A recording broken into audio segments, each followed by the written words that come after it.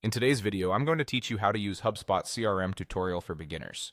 If you're brand new to HubSpot, this walkthrough will help you get oriented quickly, import your contacts the right way, and understand where to find core marketing and automation tools, including which ones require a paid plan. Start by logging into your HubSpot account.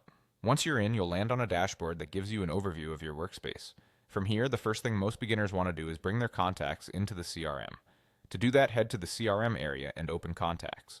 This is the central list where your leads and customers will live. Inside Contacts, look for the Add Contacts option. Choose that, then select Import. You'll be prompted to upload a CSV file.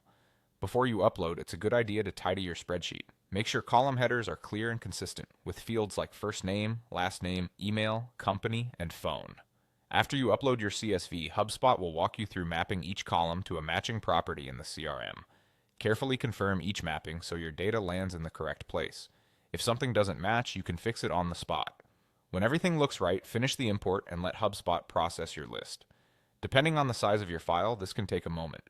If you're planning to manage coordinated marketing efforts, you can also use campaigns by going to the marketing section and selecting campaigns. Keep in mind, this is a paid feature. Campaigns help you group related assets, like emails, landing pages, and ads, so you can track performance in one view.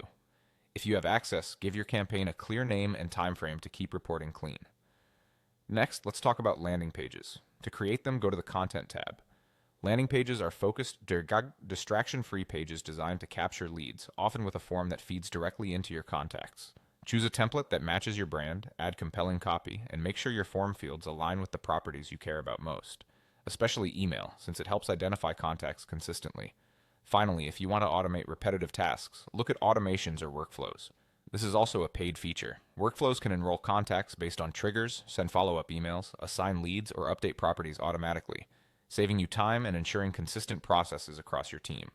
That's the essentials. Log in, import contacts through CRM.